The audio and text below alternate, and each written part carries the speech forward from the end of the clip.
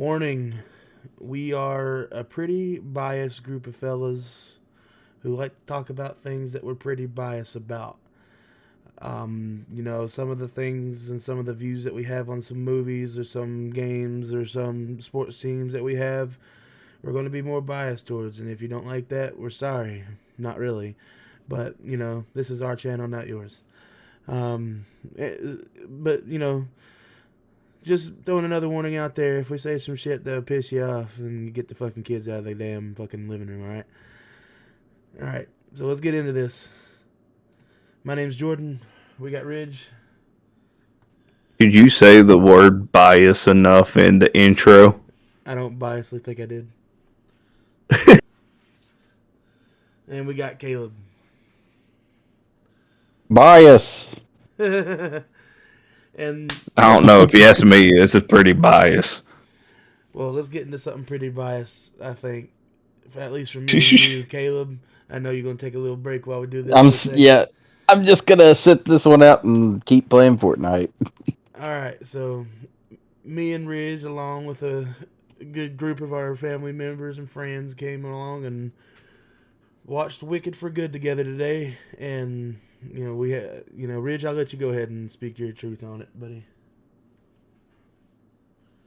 It was a great fucking movie. By God, that's all the simple truth that there is to it. Put it flat. It was a great fucking movie. Yep. It about got me a cry. Not gonna lie, it dicked me there in the second half. It dicked me, but I dodged it. Had to bob and weave a little bit, but we got through it. It definitely Great performances. It definitely got me a few times. I couldn't help it, man. Shit was just too powerful. Shit was too good. I will say this. This is probably going to be the most biased thing I say about the movie. I think Ariana Grande definitely proved that she should win an Oscar for this, in my personal opinion. I think not only that, but I think that she proved that she is a well-rounded actress. Oh yeah, no, she's a phenomenal actress in this movie. Like, it's beyond anything she's ever done before. Like, even better than the first movie. And I know they kind of shot this back to back, but it was just like the character, like Glenda's character in this movie compared to the first one was just wow. And I know that she can act in general. Yeah. Just from her past with Nickelodeon and everything. But this just proved that she has been developed more in her acting career. Yep. And I hope that here moving forward, whether it's in more musicals or, in more normal movies too, I hope that we see her more. Yeah. She's funny. She can do a comedy. You could, honestly, probably this is my bias take. Speaking of bias, I think that you could put her in a romantic comedy. Oh no, Rom com. 100%. I'd love to. I think I'd you love to see could it put too. her in that position. Put her as the lead or the partnering lead, or I don't know what you call it, supporting actor role. Yeah. I guess. Co-lead. Co-lead. Thank you. I could see her in that spot really well too. Yeah, I actually enjoyed to see that. To be honest with you. Singing was great in this one. Yeah. I mean, of course it was. We cannot not talk about how good Cynthia Erivo was in this too. Yeah, she was great. She's already well proven. Yeah. And don't get me wrong, Ariana Grande is a well proven singer herself and actor. To me, the thing that, to backtrack a second, on the big screen with Ariana, right? Because she hasn't been on the big screen like Cynthia has. Right. Or as much, as far as I know. Could be completely wrong. She could have a catalog that I just don't know about. Right. But this just cemented them into, I got you. a big spotlight. Yeah. I'm just glad that this movie held up to the first one. We should have. I mean, we shouldn't. I mean, no doubts. Anyways, I never had a doubt about it in my mind. I was just so ready to see it, and glad that we finally got to, and I'm glad that no good deed was arguably the best part of the movie in my opinion. So, That and what was the other one that we talked about? I mean, for good. For good, yeah. Yeah, that's I mean that probably is the best part of the movie, but I just like No Good Deeds. I thought it was really cool. Yeah. That was between that song. Well, it's hard for me to say because I want to say that between that song and Defying Gravity were like the two big songs for Cynthia, but I can also make the argument for The Wizard and I Yeah, true. because that was Well, an absolute. I definitely think that No Good Deeds was supposed to be the defying gravity of this movie because of like especially how at the beginning of Defying Gravity you see her with the cloak and in the sky and everything, and at the end of this one you see her floating in her castle with all the monkeys behind her. So Yeah. it's like that ending shot where she's kind of like doing the same pose almost. Yeah, just about. Just about. Uh, it's But going to be interesting too. Uh, later, I know that we're trying to not talk spoilers, so it'll be interesting to see because I can guarantee you that they've already asked for a third movie to come out yeah, because what set of movies isn't getting more than one or two, you know? true. Well, last thing for Wicked, out of 5 stars, what would you give it? Five. I agree. I'd give it 5. Easy five. Yeah, easy. All right, let's go ahead and get on to the next subject since we are done talking about Wicked. If you guys would like a more detailed review and you stuck around to listen through this, comment and let us know. Yeah. Hey, real quick, speaking of leaving comments, I know that we're live right now, but just because we aren't live, if you listen later on and we're not live, that doesn't mean that you can't leave us a comment later on. Yeah. Because I do occasionally go back to see if we have comments that might have not popped up during our live or during the live and pops up afterwards. But sometimes I guess it's more so fun to want to join in right while you're live. But don't be afraid. We're still there. We should still go back and read comments of that or ask us about shit on Facebook. Yeah. Ask us shit on TikTok. Don't be scared to reach out to us. Nope. Heck, you can DM us. Yeah, I don't mind it. If you know how to get hold of us, just reach out to us. We don't care. We'll reach back out. Might take a couple of minutes, but yeah, we'll get back to you. Yo, Jerome, we got a guy commented and said he still needs to watch the first Wicked. Yeah, man, you really do need to. Yeah. The first one's really good. That one did make me cry. I'm sure once I end up getting Wicked for good and I'm watching at home, I will cry just because I'm by myself. Honestly, By the end, it's hard. It's hard to split them apart and say which one's better than the which because realistically, it's supposed to be one big movie. Yeah. So it's not really a point to say which one's better because of course the first one's going to be technically better because it's got the bigger music in it. But like when it comes to the story and the more drama and the more heart wrenching story, it'll be for good. But I'm sure honestly I wouldn't mind if they came out with like a version that just played it all at once instead of splitting it up. Like, Listen, I've thought this for a really long time. I think that whenever it comes to something that's a part one, part two like this, especially, it should not be held off for a full year.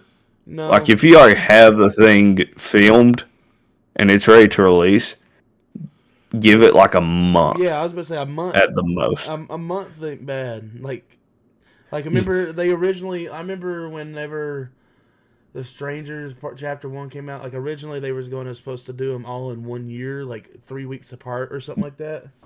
Right. So like that would be cool if they started doing shit like that. Just don't do like what. Go ahead. It's like what this and like what Twilight did. Is like these movies are already done, filmed, and ready to go, but they literally just sit around and make you wait till the next year. Yeah. But Like, don't get me wrong. Like with Avengers, Doomsday, and Avengers: Secret Wars, they're filming them almost back to back. yeah, Don't get me wrong. That's fine. It works. It's going to work with the story.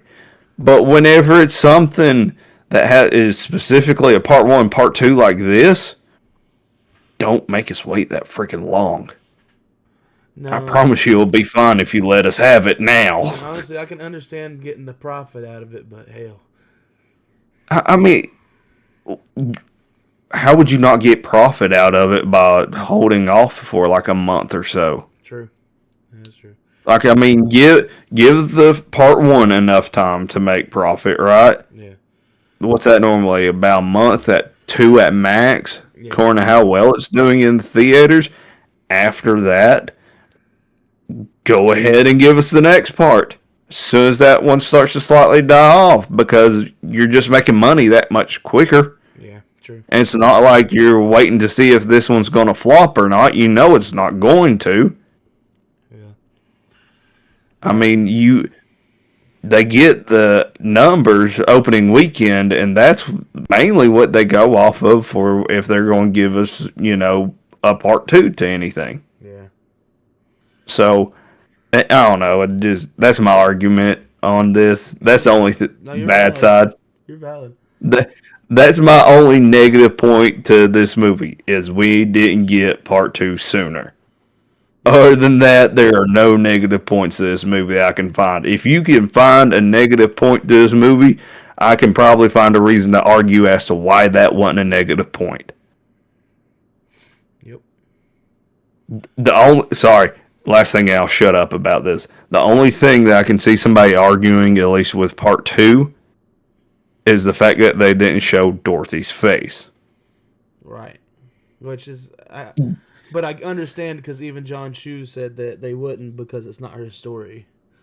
Right, and I sat there and we talked about it afterwards. I thought, it'd be cool to see her face. Yeah. But at the same time, even in the musical, you see every other character's face except hers. Yeah. You see a silhouette of her. As that's the only thing you get in the musical. Yeah. So you're finding Dandy not getting to see her because it's not her movie. Yeah. But anyways, I digress. That's all I got on it. I'm sorry, I stepped over a little bit more into it. No, that's good. I mean, I felt like we was a little empty on it too, compared to what we originally probably thought we was going to be. So Yeah. I guess it's a good thing I came up with some more stuff to talk about on it. But no, it's a 5-star movie.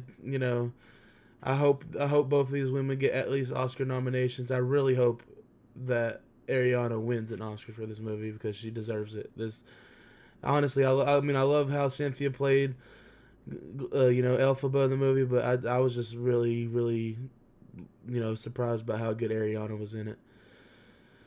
But that's my take on the movie. So, all good to go. Y'all ready to move on?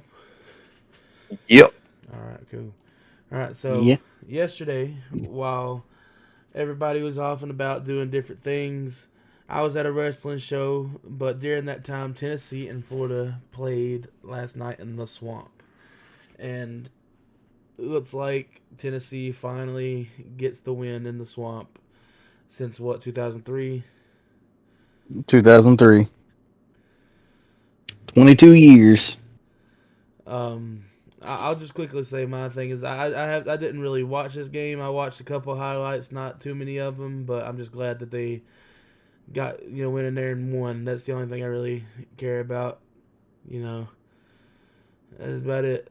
And like something that me and Ridge both said earlier, which he might bring up himself, is the one thing I do think that's wild is our fan base acting like it's a Super Bowl win because we beat the 3-7 Gators. I just don't like when we get too in over our heads because I feel like we do that shit every year, and that's what we did last year going into Ohio State when we called them out and got our ass whooped.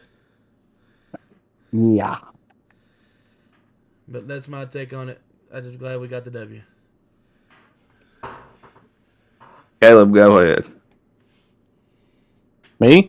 Yeah, go ahead and talk your piece on this game. Well, I mean, I'm going to say this. I absolutely expected more of a fight from Florida. That entire first half was just a complete domination that I wasn't expecting. And then the second half comes in. Florida, gets their field goal. I was like, okay. They get a touchdown later on. I'm like, all right, they're doing a little better. But by that time, it was all for naught. And I can say that while I expected it to be competitive, I did have a feeling that Tennessee was going to, like, if they were going to have one criteria to absolutely meet this year, they really needed to win in the Swamp. That had been one of our biggest problems with our team, for the past 20 plus years now, and I'm happy that we finally made history and beat them after 22 years of losses, but at the same time, it's starting to show that Florida is struggling in a lot of areas, and that they need a lot of help. Because I don't know if you guys saw, there was a few times that it just seemed like they didn't know what they were doing out there. No, I didn't see because I didn't watch it. I mean, I don't blame you, so I get it. All right. I guess I'll say my piece on this. All right. I'm not butthurt over this. Just for some Tennessee fans out there that think at me as a Gators fan, I might be butthurt. Nah, I'm not butthurt. Congratulations, you finally beat us in the Swamp after what? How many years? It's been 22. a hot minute. So congratulations, I guess. Here's my only things though. The best way I could put it, you was beating a dead animal. Yeah. I mean, you were sitting there smacking. I'll make a funny way of seeing it. You're smacking alligator that had already been shot in the head by a shotgun, but meanwhile you're sitting there smacking it with a stick like it ain't dead already. I mean, our season was over well before we got to this point. We lost to South Florida. You think that we had a single bit of hope going into this game? I didn't have a single bit of hope at all. I had questions where we were facing Long Island, and we won that game, and I wasn't happy with it. Don't get wrong, I was glad that we won, but it wasn't a fun win. Oh yeah, we had a game like that. And then what? I mean, other than that, you might have, what? We made it look better on y'all, maybe, whenever we played Georgia and we held them a little bit. We don't have a game plan. Everyone's given up, it seems like. I mean, I'm just ready for a season to be over with so that way I can find out who my head coach is. Because now everybody's worried to death that it's not going to be Lane Kiffin. I'm still not worried about it. Because from what I've heard, sure, LSU's offered like $90 million. But I think that's like, what, 13? It's a 7-year contract worth 13 a year. Plus the 25 for NIL or something like that. from what I've heard, Florida has up the whatever they offered was above it, and it made him like 93 million for 7 years, and matched the 25 on top of that. I'm still not worried about where Lane Kiffin goes. I've heard from different people, well, a small chunk of people, as in Josh Pate and a couple of other higher marked people in the know, that they know where he's going, but they ain't saying. So, do I believe him fully? Josh Pate, yes, because the dude's in the know with everything in college football.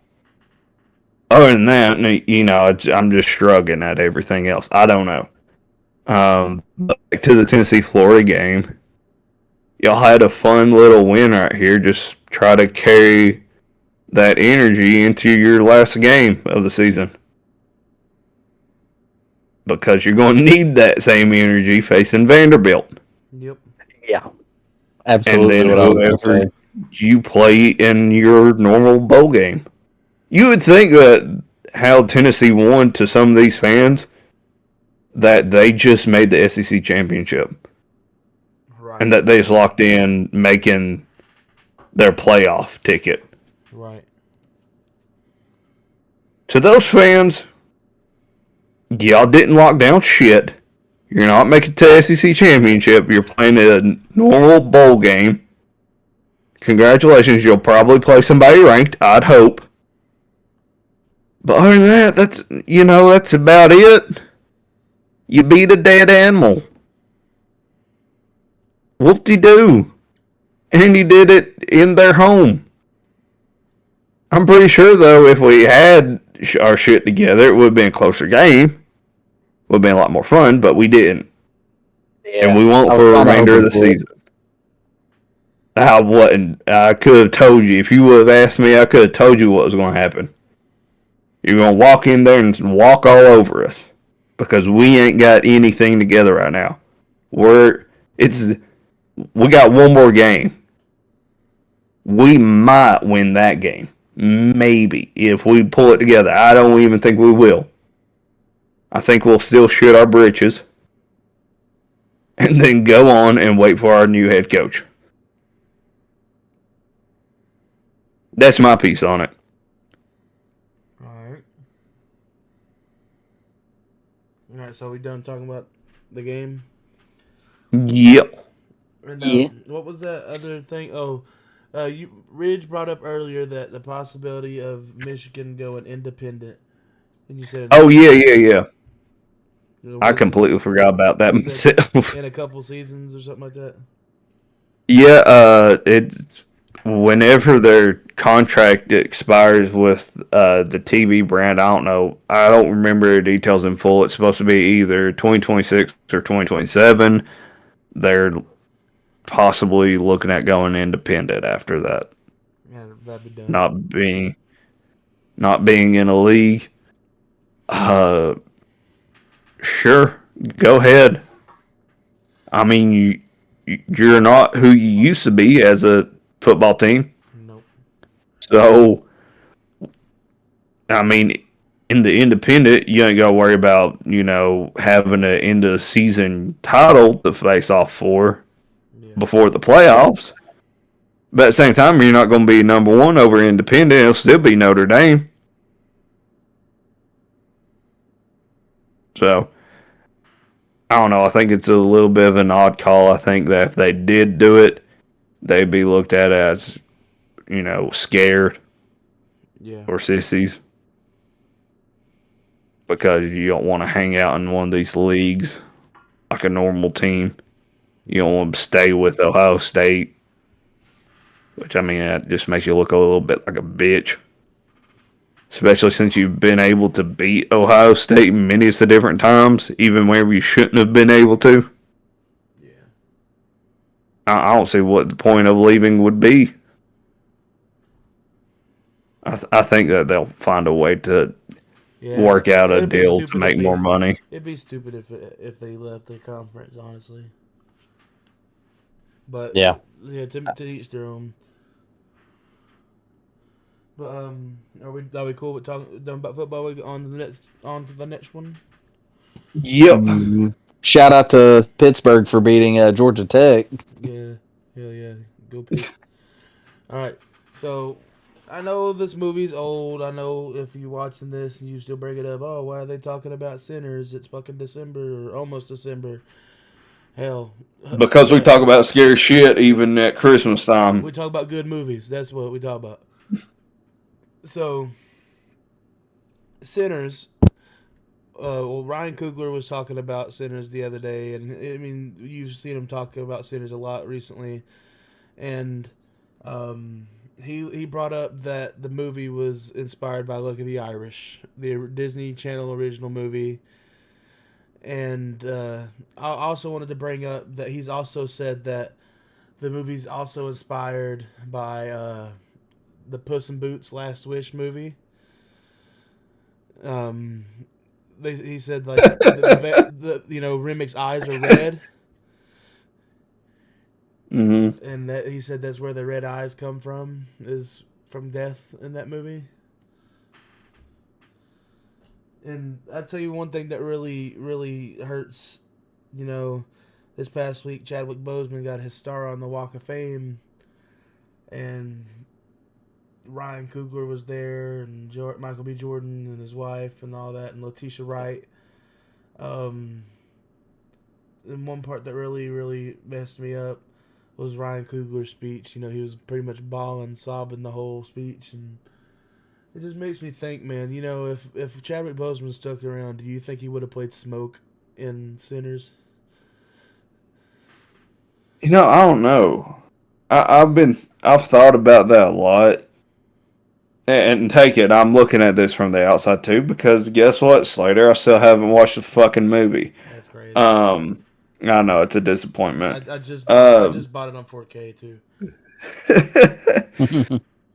um, but it's hard to say because yes, I see him playing that character. I could see it being somebody that he had in mind whenever it came to a character like that. But the real thing is Stack and Slim are twins, Yeah, like identical twins. So I mean, honestly, yeah, that it's to the point where like it wouldn't make sense if that was the thing. But there's still, I still think that's there still would have been a role that Chadwick Boseman would have had in this movie, like oh 100%. yeah. I mean, those two guys go hand. Well, those three. Let me rephrase it. Those three guys went hand in hand with any Oh movie yeah, that they would create. and So honestly, Chadwick probably could have played Sammy's dad, the pastor. yeah, Honestly, I probably right. could have seen that, but you know, also just the things about this movie, and like Chadwick Boseman also was a big inspiration for Sinners. He said, and that's one reason why I thought about him playing Stack and all that. Well, and Ryan Coogler said that before they shot the movie, he went to Chadwick's house and like got to go through a bunch of his old belongings and stuff like that, and that Chadwick's wife gave him like a bag like full of his books. It was like 7 books or something like that, and he said that what was wild is at that time those 7 books was exactly what he needed. And he said that there was one book that he read that he kept on him and used for inspiration for the movie. I can't remember if he said the name of the book, but he said that he did not like. He always had that book in his hand throughout the whole filming process, and it's just what really like touches me about it is like to see Chadwick's inspiration in these films that Ryan is doing in the future. And like and honestly, if you knew how Chadwick Boseman was as a person, you could see a lot of himself in Sinners. So it's just it's really heartwarming as somebody. I mean, I've said it plenty of times on here. Chadwick Boseman's probably my favorite actor of all time. So My question is do you think that Michael B. Jordan would have had the lead role if Chadwick was around? yeah, That's what You think so? that's what I was saying. Was like, I still feel like they would have kept it with the identical twins with Michael B. Jordan playing No, I Dennis. mean like right, but like I could see it. I could see it where they would have had, or where he would have had Chadwick play the twins. Yeah, I could have too. I could have saw that too, but you know, once you watch the movie, it's like it's hard to envision anybody else in those roles for that specific movie. Well, I mean that's the way it is with any good movie, you know. Right. Honestly, Like for you, the only other person that I wish, like, if they would have made it more of like two brothers instead of like identical brothers, the only other person that I wish would have been in it was Jonathan Majors. And I know that they probably wanted him to be a part of it before his whole bullshit started. ordeal. Yeah. It would have been really cool to see that too, because him and Michael B. Jordan work really well together, from Creed and all that too. So, Right. but y'all got anything to add on to Sinners? I know Caleb, you haven't really said much besides the football stuff. So. Oh, well, I haven't fully finished watching Sinners, all the like all the stuff about it, but I've been meaning to. I've been putting it off. But I see what you guys are talking about. Like I can get that. I can understand it being hard to see Stack and Smoke played by anyone else other than Michael B. Jordan, but I can see why they would pick Chadwick Boseman. Yeah.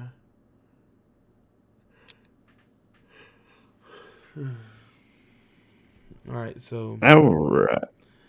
And we're gonna have to apologize, guys. This is gonna be a short podcast just because it's been a long day for me at least, and we got some work to do, and It's been a long one in general. We just wanted to give y'all something because we're not gonna be able to be on next week because due to me and my wife being on vacation. But yeah, but let's get into this last topic and get through it real quick, and we can get off. Ridge, I'll let you take this one over as we talk about the last Ronin and Ninja Turtles. Yeah, so I've seen some news come out, and I figured everybody, well, at least us three, would find this very interesting. As the Fast and Furious producer Neil Moritz, I think that's how you pronounce his last name. If not, oh fucking well. Is apparently in negotiations to take on a new live-action Teenage Mutant Ninja Turtles movie, but also in doing so, the R-rated Last Ronin movie that was also apparently in the works at one point has now been scrapped. It sucks to me because I would have liked to see this Last Ronin movie. I think it would have been a completely different way to go with Teenage Mutant Ninja Turtles, especially since we already have the animated movies going on. Yeah, And I honestly, felt like those were a good way to go with the story. Honestly, my opinion on The Last Ronin, I think it's a phenomenal story, and I think it's awesome.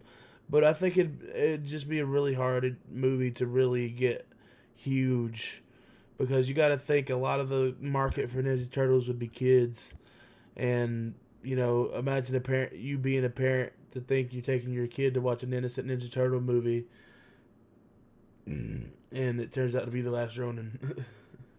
Well, I mean, it is rated R, so I mean, it would kind of be the parents' fault there if they took their kid to that. Well, yeah, but some of those parents are dumb. We're talking about the same parents that took their kids to watch Deadpool and didn't find out until the middle of the movie.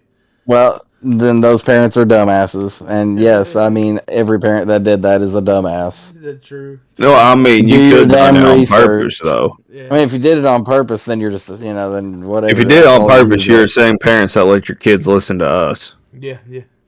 It's probably also stupid. Anyways.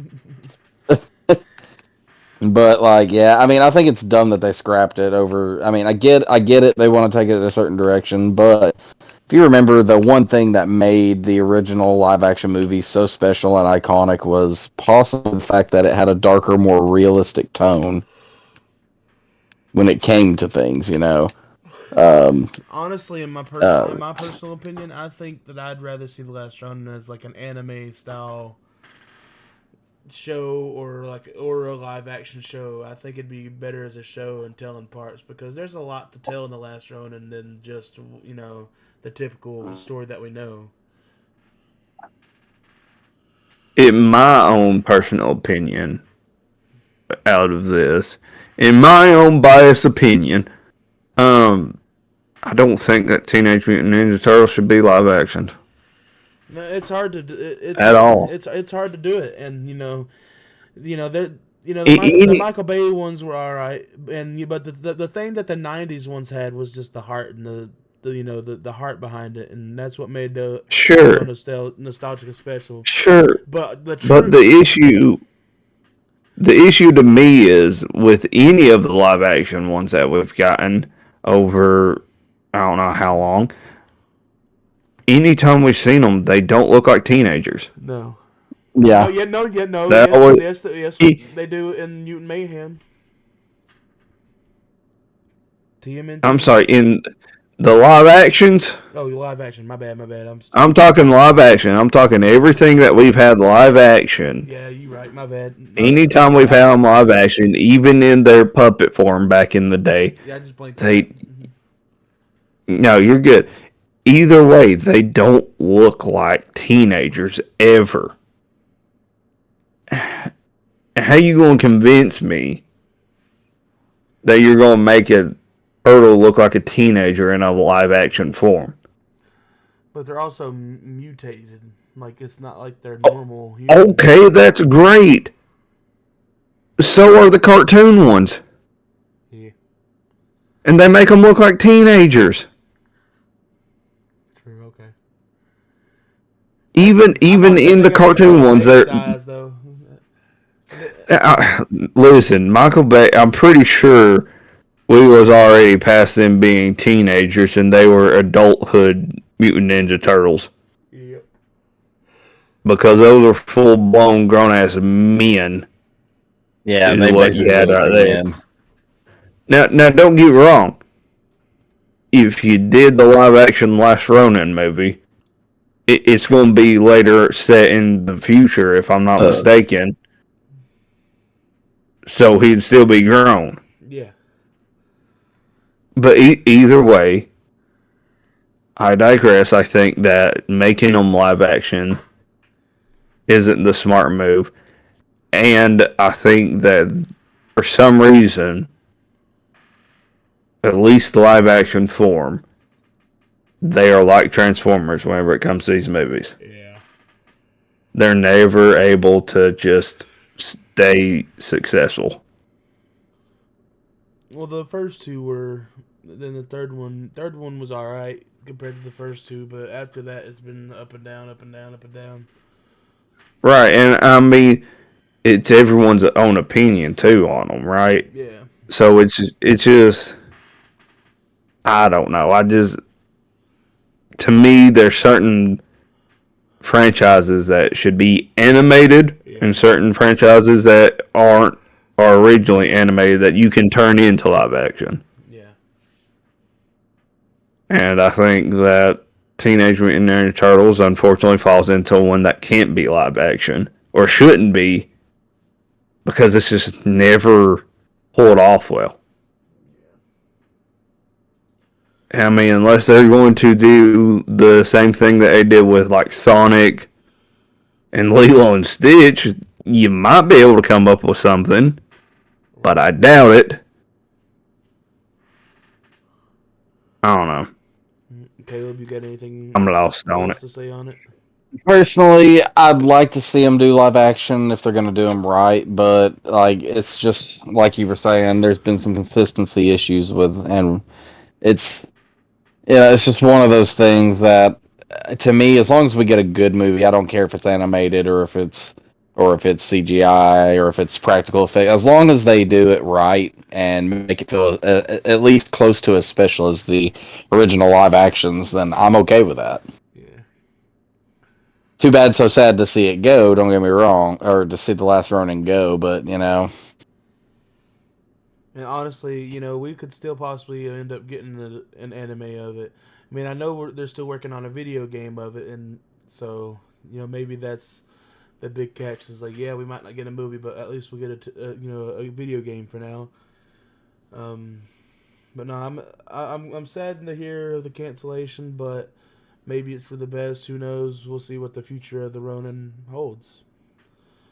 Um, well, does anybody get anything? And see whatever the new Teenage Mutant Ninja Turtles X Fast and Furious is going to be. Yeah, for real. I mean, I'm always going to be interested to hear about the Turtles. I love my Turtles.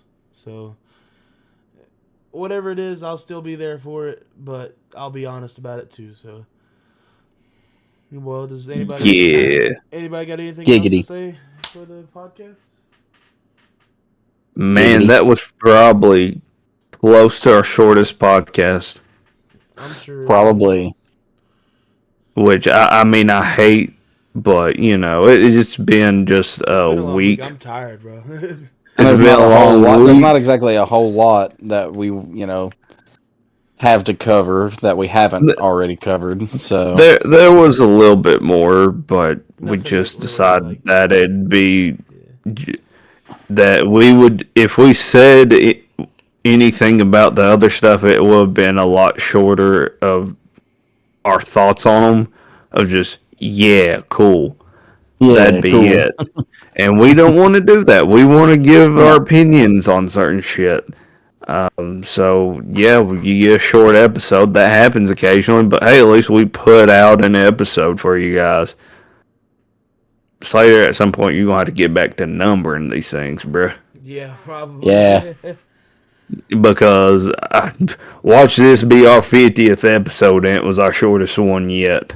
It's definitely not our 50th. I can say that. We're close. It's close to it. It's close to 50. We are very close. If not already. Yeah. Yes. I mean, we're close. We're definitely. I think we're in the 40s, at least. Oh no, I think we're already like past 45. Yeah. I think this is about 47 or so. Slater, are you still alive? Or? Yeah, I'm still alive.